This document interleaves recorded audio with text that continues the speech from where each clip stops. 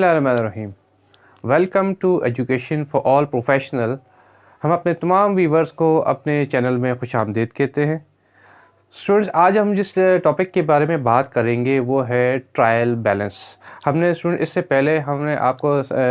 पहले के लेक्चर में आपको जनरल लेजर बनाना सिखाया था कि उसकी पोस्टिंग बताई थी, कैसे पोस्टिंग होती है जनरल लेजर में। अभी हम उसी का नेक्स्ट फेज़ है ट्रायल बैलेंस के जनरल लेजर की मदद से ट्रायल बैलेंस कैसे बनाया जाता है। हम आपको स्टेप बाय एग्जांपल के थ्रू बताएंगे, और ये एग्जांपल हमने प्रीवियस लेक्चर से ही ली गई है स्टूडेंट, ठीक है। और उस लेक्चर का लिंक भी मैं डिस्क्रिप्शन में दे दूंगा ताकि आप उसको भी उस लेक्चर को भी आप देख लें। तो बिना टाइम ज़ाया किए चलते हैं आज के लेक्चर की तरफ। Let's start. ट्रायल बैलेंस, ठीक है स्टूडेंट। ट्रायल बैलेंस क्या चीज़ होती है? मैंने इसको बहुत ही कंसाइज एक डेफिनेशन डिफ़ाइन किया है।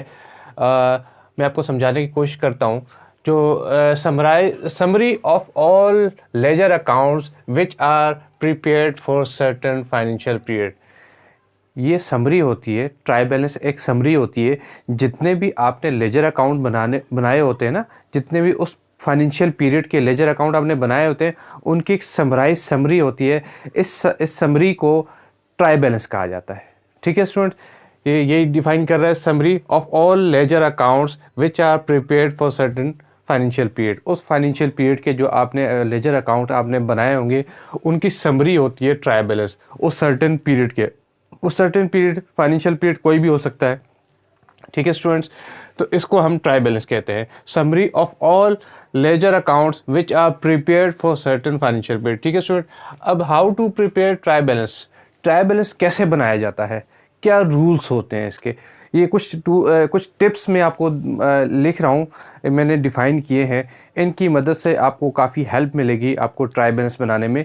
तो मैं वन बाय वन करके आपको समझाता हूँ स्टूडेंट्स।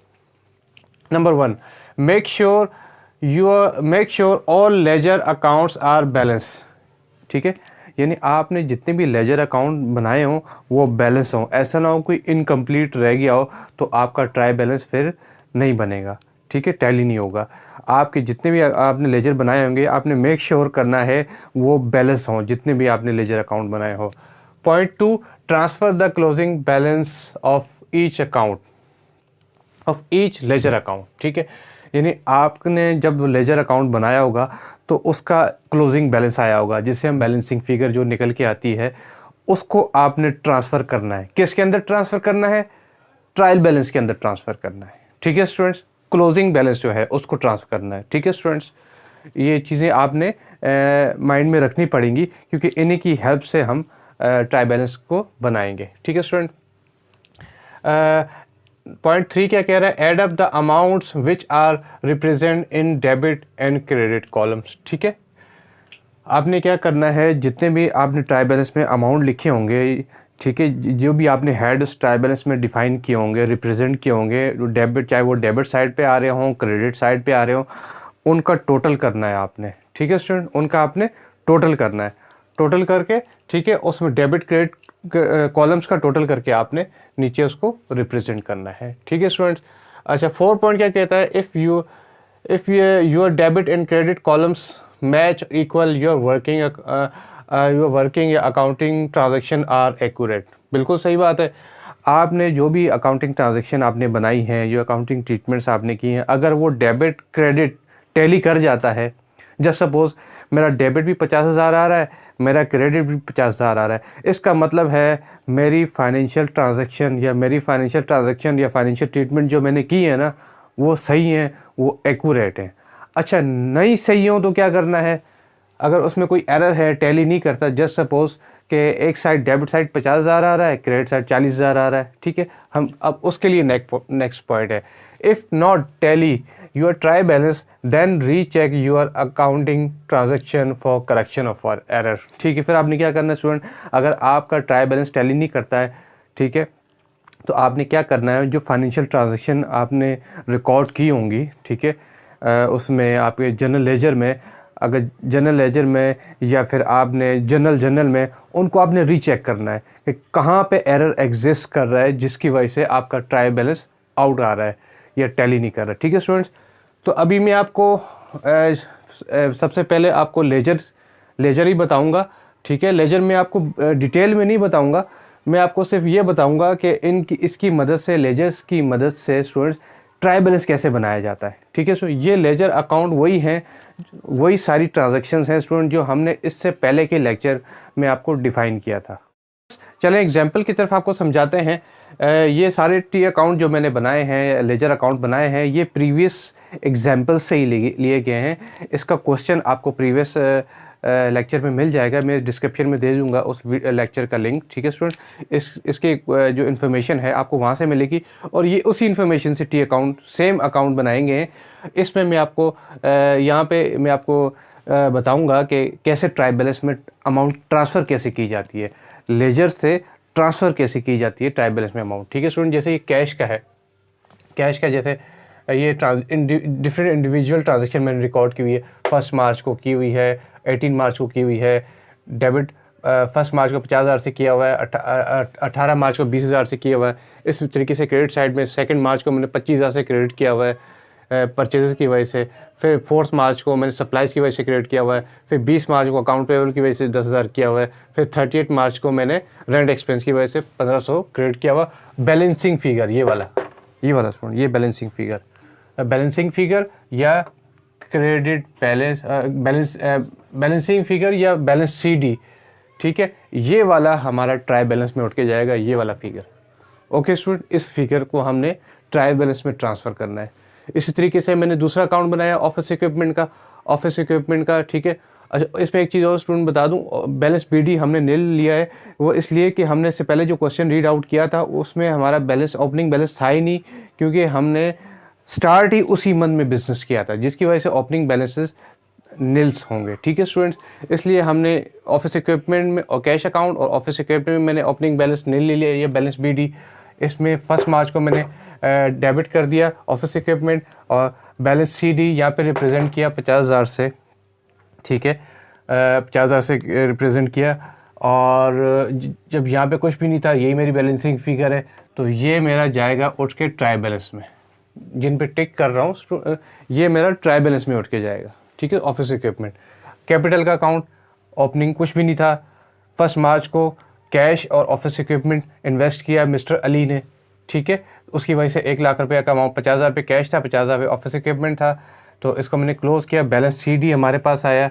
बैलेंस CD जो है ना, ये बैलेंस CD, ये क्लोजिंग बैलेंस, ये मेरा उठ के कहाँ जाएगा, ट्रायल बैलेंस में जाएगा। ठीक, अच्छा ट्रायल बैलेंस जो नेचर होगी उसके हिसाब से ही जाएगा, रूल्स के हिसाब से ट्रायल बैलेंस में आपने इंटर करना है। ठीक है, जैसे कैश का बैलेंस है 31,500, ये 31,500 ट्रायल बैलेंस में जाएगा, डेबिट साइड पे जाएगा क्योंकि करंट एसेट है।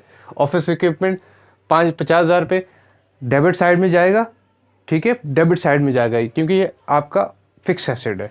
कैपिटल अकाउंट आपका 1 लाख रुपए से किस में ट्रांसफ़र होगा, ट्रायल बैलेंस में। किस साइड पे आएगा, क्रेडिट साइड पे आएगा। रूल्स के हिसाब से हमने ट्रांसफ़र करना है। ठीक है स्टूडेंट्स, तो चलते हैं नेक्स्ट हमारे पास जो है लेजर है परचेज अकाउंट। परचेज अकाउंट का पहले हम ओपनिंग बैलेंस या बैलेंस BD लेंगे। ठीक है, बैलेंस BD हमारे पास कुछ भी नहीं था, नील होगा, तो नील बैलेंस यहाँ पे हम डैश लगा दिया, इसको नील रिप्रेजेंट कर दिया। 2 मार्च 2019 को हमने कैश परचेजेस लिखी थी, तो हमने 25,000 से डेबिट कर दिया। 3 मार्च को हमने क्रेडिट परचेज किया था, तो अकाउंट पेबल को यहाँ पे रिप्रेजेंट कर दिया 15,000 से परचेज के बेसिस पे। और जो कि हमारे पास क्रेडिट साइड में कोई ट्रांजेक्शन नहीं थी, तो हमने यहाँ पे पहले इसको जो हैवी अमाउंट थी नीचे क्लोज करके इसको as a closing balance represent किया। 31 मार्च 2019 को 40,000 हमने इसको क्लोजिंग बैलेंस रिप्रेजेंट किया, और यही हमारा जो है ना, ये 40,000 क्लोजिंग बैलेंस उठ के कहाँ जाएगा, ट्रायल बैलेंस पे। नेक्स्ट लेजर की तरफ चलते हैं स्टूडेंट।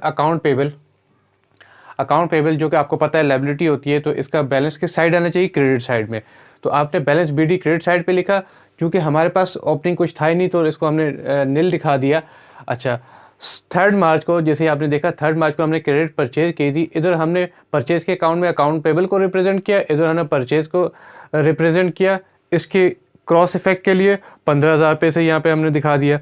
फिर उसके बाद हमने 15 मार्च को एक फर्नीचर लिया क्रेडिट पे, तो उसके लिए भी हमने यहाँ पे 5,000 पे इसको रिप्रेजेंट किया। फर्नीचर ज़ाहिर सी बात है हमने उधार पे लिया, तो हमने यहाँ पे फर्नीचर रिप्रेजेंट किया अकाउंट पेबल में 5,000 से, इसको यहाँ पे रिप्रेजेंट कर दिया 15 मार्च को। क्रेडिट में इसलिए परचेज़ किया क्योंकि क्रेडिट में इसलिए दिखाया है इसको क्योंकि हमने उधार पे लिया था। एक लायबिलिटी हमेशा क्रेडिट साइड ही बढ़ती है, उसको क्रेडिट साइड पे रिप्रेजेंट किया जाता है।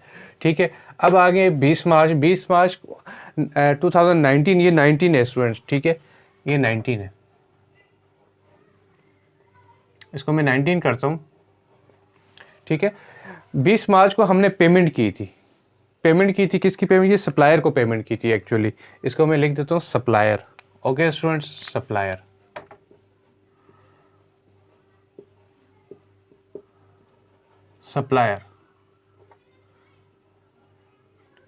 ये हमने सप्लायर को पेमेंट की थी 10,000 रुपीज़। तो जब पेमेंट होती है तो लायबिलिटी कम होती है, तो मैंने लायबिलिटी को डेबिट कर दिया सप्लायर के बिहाफ पे। ठीक है, फिर 31 फिर मैंने क्या किया, दोनों साइड को देखा, हैवी साइड कौन सी है, यदि लार्ज बड़ी अमाउंट किसकी है, 15,000 पे ये 20,000 ये आ रहा है, तो 10,000 ये आ रहा है। इसका मतलब है क्रेडिट साइड हमारी हैवी है या उसका अमाउंट ज़्यादा है। 20,000 क्रेडिट में आ रहा है, 10,000 डेबिट में आ रहा है। तो बैलेंसिंग फिगर कितनी आई? 10,000 पे। 10,000 पे मैंने 31 मार्च 2019 को as a closing balance show कर दिया, जो कि मेरा ट्रांसफ़र होगा किस में? ट्रायल बैलेंस में। ठीक है स्टूडेंट, अगले लेजर की तरफ बढ़ते हैं। ऑफिस सप्लाईज आपका जो होता है वो आपका करंट एसेट होता है, तो डेबिट साइड में इसका बैलेंस लेंगे। ठीक है, तो इसका आपने बैलेंस बीडी या ओपनिंग बैलेंस ले लिया यहाँ पे, जबकि था ही नहीं, लेकिन हमने इसको नील करके रिप्रेजेंट कर दिया। 4 मार्च 2019 को हमने कैश पे ऑफिस सप्लाईज परचेज़ किया, तो हमने यहाँ पे 2,000 से इसको डेबिट में दिखा दिया। क्योंकि कैश पे परचेज़ किया इसलिए कैश का इफेक्ट दिखाया, और बैलेंस इसको चूँकि क्रेडिट साइड में कोई ट्रांजेक्शन थी ही नहीं इससे रिलेवेंट, तो हमने बैलेंस CD इसको कंसिडर कर दिया 2,000 जो है, और इसका अकाउंट को हमने क्लोज कर दिया। और बैलेंस CD या क्लोजिंग बैलेंस जो आपका है, ये आपका किसका पार्ट है? ट्रायल बैलेंस का पार्ट है। ट्रायल बैलेंस में उठ के जाएगा ये। अब है नेक्स्ट हमारे पास टी अकाउंट जो बना हुआ है, या जनरल लेजर अकाउंट बना हुआ है स्टूडेंट, वो है फर्नीचर का। फर्नीचर हमारा क्या होता है? फिक्स एसेट होता है। आपको पता है फिक्स एसेट जब इंक्रीज होता है तो डेबिट साइड भी जाता है, तो हमने इसकी नेचर के हिसाब से बैलेंस BD इसको यहाँ पे डेबिट साइड में रिप्रेजेंट कर दिया, जो कि नील था, लेकिन हमने इसको रिप्रेजेंट कर दिया। ठीक है, उसके बाद 15 मार्च 2019 को हमने उधार पे फर्नीचर लिया था। जैसे ऊपर आप अकाउंट पेबल देखें, 15 मार्च को हमने यहाँ पे हमने फर्नीचर को रिप्रेजेंट किया। अब यहाँ पे हम अकाउंट पेबल को रिप्रेजेंट करेंगे, क्योंकि ये उसी उधार को रिप्रेजेंट किया जा रहा है फर्नीचर के अकाउंट में। ठीक है, 5,000 से। ठीक है स्टूडेंट, यहाँ पे 15 मार्च को मैंने फर्नीचर को डेबिट कर दिया अकाउंट पेबल की बेसिस पे, और चूँकि क्रेडिट साइड भी कोई ट्रांजेक्शन थी ही नहीं, तो मैंने 31 मार्च 2019 को इसी बैलेंस को मैंने कंसिडर किया, ये क्लोजिंग बैलेंस है, और उस अकाउंट को मैंने क्लोज कर दिया। और ये भी मेरा क्लोजिंग बैलेंस ट्राई बैलेंस में ट्रांसफ़र के लिए रेडी है। तो नेक्स्ट हमारे पास, ओके स्टूडेंट्स, नेक्स्ट हमारे पास कॉन्सेप्ट है सेल। सेल क्या चीज़ है? आपका रेवेन्यू है। रेवेन्यू जब बढ़ता है तो किस में जाता है स्टूडेंट्स? क्रेडिट साइड में जाता है। ठीक है, तो हमने जो सेल अकाउंट है उसका बैलेंस BD क्रेडिट साइड पे लिख दिया। कुछ नहीं था, हमने इसको नील रिप्रेजेंट कर दिया। 18 मार्च को हमने कैश सेल की थी, तो हमने 20,000 की, जो हमने इसको यहाँ पे 18 मार्च की 20,000 की सेल दिखा दी। 28 मार्च को हमने क्रेडिट सेल की थी, जिससे हमारा अकाउंट रिसीवेबल जनरेट हुआ था, तो 28 मार्च को मैंने 5,000 से यहाँ पे क्रेडिट सेल दिखा दी। डेबिट साइड पे कुछ ट्रांजैक्शन थी नहीं, तो इसलिए मैंने दोनों का टोटल किया, 20,000 प्लस 5,000 25,000। इसको 31 मार्च 2019 को मैंने बैलेंस CD कंसिडर किया या क्लोजिंग बैलेंस कंसिडर किया, देन इस अकाउंट को मैंने क्लोज कर दिया। अब ये बैलेंस CD जो है हमारे पास, ये 25,000, ये कहाँ पे ट्रांसफ़र होगा? ट्राई बैलेंस में। अच्छा, नेक्स्ट हमारे पास कॉन्सेप्ट है, नेक्स्ट ये अकाउंट रिसीवेबल का है। अकाउंट रिसीवेबल स्टूडेंट्स हमारा क्या चीज़ होता है? करंट एसेट होता है। करंट एसेट जब बढ़ता है किस में जाता है? डेबिट साइड में जाता है। तो हमने बैलेंस BD इसको मैंने डेबिट साइड में रिप्रेजेंट किया। कुछ था नहीं इसलिए मैंने इसको नील दिखा दिया इसको। ठीक है, अब देखते हैं अब कौन कौन सी ट्रांजैक्शन हमारे पास अकाउंट रिसीवेबल की है। 28 मार्च 19 को हमने ये वाली 28 मार्च ये वाला 28 मार्च को जो हमने उधार पे या क्रेडिट पे हमने सेल की थी ना, तो एक तरफ से मेरा सेल हुई और एक तरफ से सेल बढ़ी, एक तरफ से मेरा अकाउंट रिसीवेबल इंक्रीज़ हुआ, जनरेट हुआ। तो यहाँ पे मैंने सेल करके 5000 रिसीवेबल दिखा दिया, इस सेल की वजह से ये जनरेट हुआ। ये क्रॉस इफेक्ट इस वजह से दिखाया क्योंकि सेल जो जनरेट हुई, अकाउंट रिसीवेबल जो जनरेट हुआ सेल की वजह से हुआ। तो 28 मार्च को मैंने 5000 से अकाउंट रिसीवेबल दिखा दिया सेल की बिहाफ पे, और जो कि क्रेडिट साइड में हमारे पास कुछ ट्रांजेक्शन थी नहीं। तो 31 मार्च को बैलेंस CD इसको मैंने कंसिडर किया, इसको मैंने 5000 दिखा दिया, देन इसको अकाउंट को मैंने क्लोज कर दिया। ठीक है स्टूडेंट्स, अब ये जो हमारा ये वाला है बैलेंस CD, ये मेरा कहाँ ट्रांसफ़र हो जाएगा, ट्राई बैलेंस के अंदर। लास्ट हमारे पास टी अकाउंट है स्टूडेंट्स, हमारे पास रेंट एक्सपेंस आपको पता है जब इंक्रीज़ होता है स्टूडेंट कहाँ जाता है, डेबिट साइड पे। तो मैंने बैलेंस PD डेबिट साइड ले लिया, लेकिन जो है कोई इसमें कोई फिगर नहीं था, कोई ओपनिंग बैलेंस था नहीं, तो मैं इसको नील प्रेजेंट कर दिया। 30 मार्च को स्टूडेंट 30 मार्च को हमने कैश पे पेमेंट की थी रेंट एक्सपेंस की। तो 30 मार्च को मैंने 1500 रुपये रेंट एक्सपेंस का दिखा दिया। पेमेंट थ्रू कैश हुई थी इसलिए मैंने यहाँ पे कैश को रिप्रेजेंट किया, और क्रेडिट साइड में कोई ट्रांजैक्शन थी नहीं इसकी फर्दर, इसलिए मैंने 31 मार्च 2019 को बैलेंस CD कंसिडर किया 1500 से, और इस अकाउंट्स को मैंने क्लोज कर दिया, इस लेजर को मैंने क्लोज कर दिया स्टूडेंट्स, कितने से, 1500 से। और ये हमारा जो क्लोजिंग बैलेंस है ये मेरा कहाँ उठ के जाएगा, ये मेरा ट्राई बैलेंस में उठ के जाएगा। ठीक है स्टूडेंट, ये हमारे यहाँ पे सारे जनरल लेजर कंप्लीट हो गए। अब जो है ओके स्टूडेंट, ये यहाँ तक तो हमारे टी अकाउंट्स जो है जनरल लेजर कंप्लीट हो गए। अब हमारा नेक्स्ट फेज़ है, अब हमने इनके क्लोजिंग बैलेंसेस को, जितने भी हमने जनरल लेजर अकाउंट बनाए, इन सब के क्लोजिंग बैलेंसेस को हमने ट्रांसफ़र करना है ट्राई बैलेंस के अंदर। तो चलते हैं स्टूडेंट्स, कैसे ट्रांसफ़र करते हैं, लेट्स स्टार्ट। ओके स्टूडेंट, तो चलते हैं ट्राई बैलेंस पे वर्किंग स्टार्ट करते हैं। ट्राई बैलेंस में जो हमने जनरल लेजर बनाए थे उनके क्लोजिंग बैलेंसेस को हम पुट करते हैं ट्राई बैलेंस में और देखते हैं क्या रिज़ल्ट आता है। Okay let's start. अच्छा, इसमें देखें स्टूडेंट, मैंने क्लोजिंग बैलेंसेस को यहाँ मेंशन किया है। ये एक्चुअली वही क्लोजिंग बैलेंसेस हैं जो मैंने जनरल लेजर से आइडेंटिफाई किए थे या मैंने डिटरमाइन किए थे। ये सारे क्लोजिंग बैलेंसेस वही मैंने यहाँ पे मेंशन किए हुए हैं जो मैंने जनरल लेजर से डिटरमाइन किए। ठीक है स्टूडेंट्स, और जो है अब इन्हीं की बेसिस पे हम ट्राई बैलेंस जो है ना वो बनाएंगे। ट्राई बैलेंस में ये ट्राई बैलेंस का एक फॉर्मेट होता है स्टूडेंट। काम स्टार्ट करने से पहले हम इसका फॉर्मेट आपसे डिस्कस कर लूँ। सबसे पहले नाम आता है, ठीक है, सबसे पहले नाम आता है उस कंपनी का या फिर उस ऑनर का, ठीक है, उसका नाम आता है, उसके नीचे ट्राई बैलेंस लिखा जाता है। उसके बाद एज ऑन करके जो भी पीरियड होता है उसको लिखा जाता है। ये एज ऑन इसलिए लिखा जाता है क्योंकि इसमें जो है ना प्रीवियस एक्यूमुलेटिव जो है ना वो बैलेंसेस आ रहे होते हैं। ठीक है स्टूडेंट, इसको आपने एज ऑन करके स्टार्ट करना है, जबकि इनकम स्टेटमेंट जो होती है वो फॉर द पीरियड होती है, उसी पीरियड के बैलेंसेस ही होते हैं। ठीक है स्टूडेंट, सबसे पहले कंपनी का नाम आ गया, उसके बाद आपने ट्राई बैलेंस लिखना है, उसके बाद एज ऑन जो भी पीरियड है, जैसे इसमें पीरियड था 31 मार्च 2019, फिर आपने एक सीरियल नंबर का एक कॉलम बनाना है, एक लेजर अकाउंट के लिए एक बनाना है, यानी 1 2 3 4 5 कॉलम आपने बनाने हैं।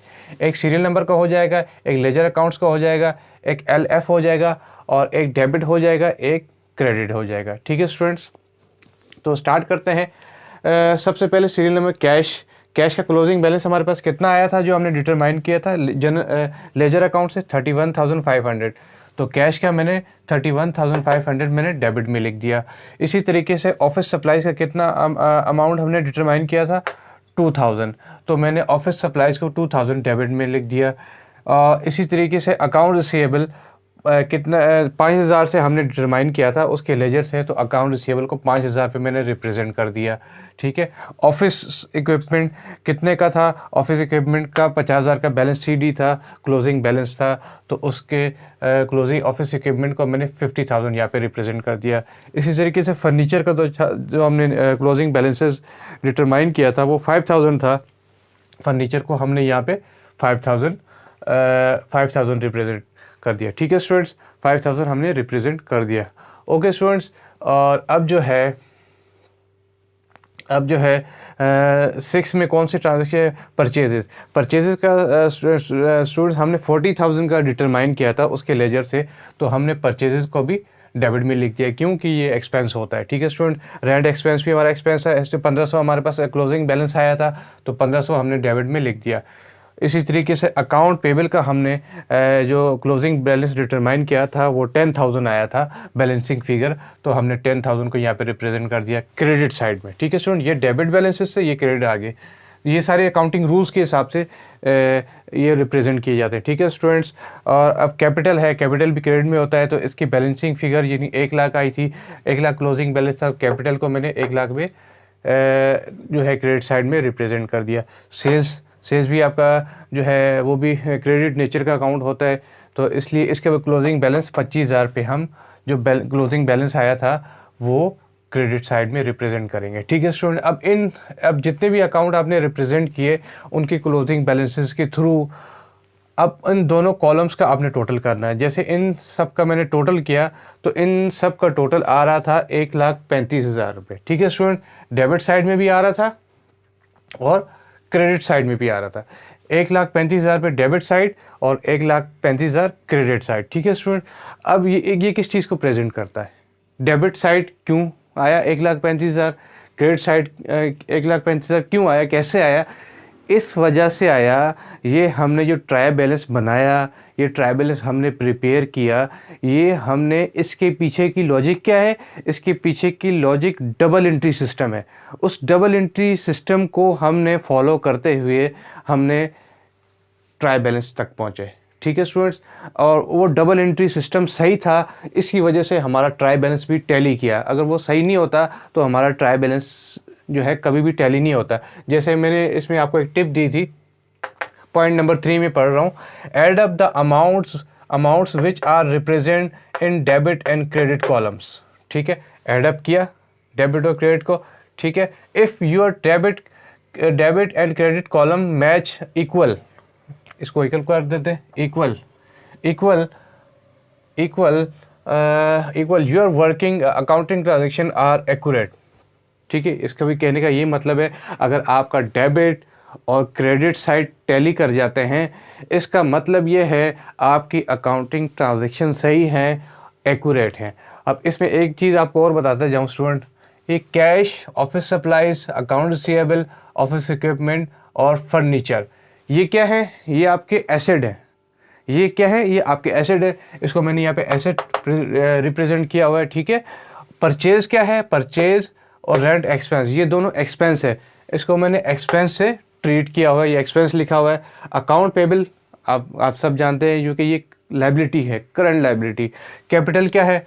कैपिटल आपका कैपिटल है या इक्विटी का पार्ट है। ठीक है, सेल्स आपका क्या है?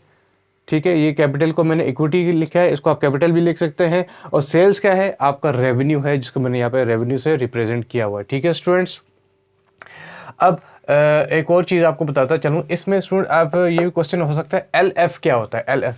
LF एक्चुअली स्टूडेंट्स ये होता है लेजर फोलियो। लेजर फोलियो क्या चीज़ होती है, इसको मैं लिख देता हूँ यहाँ पे।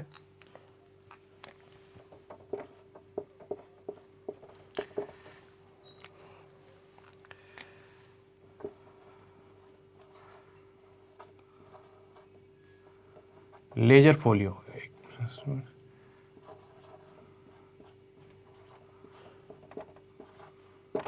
लेजर फोलियो, LF का मतलब है लेजर फोलियो। लेजर फोलियो क्या चीज़ होती है स्टूडेंट्स? आगे हम चल के आपको लेजर फोलियो पे भी प्रैक्टिस कराएंगे, आपको कुछ एग्जांपल्स के थ्रू समझाएंगे। लेजर फोलियो ये होता है जो आपने लेजर अकाउंट्स बनाए होते हैं, जैसे हम इससे पहले लेजर अकाउंट बना के आ चुके हैं, different multiples ledger accounts, purchase का, सेल का, अकाउंट रिसीवेबल का, कैश का, फर्नीचर का, ऑफिस इक्विपमेंट का, इनके नंबर्स होते हैं। इनके नंबर्स जो होते हैं ना, जैसे सेल अकाउंट है, सेल जर्नल है या सेल अकाउंट है, तो उसका एक नंबर होगा, जैसे उसका नंबर है 3, तो मैं यहाँ पे सेल का S और जर्नल SJ डैश जैसे 3 है, -3 लिखूँगा।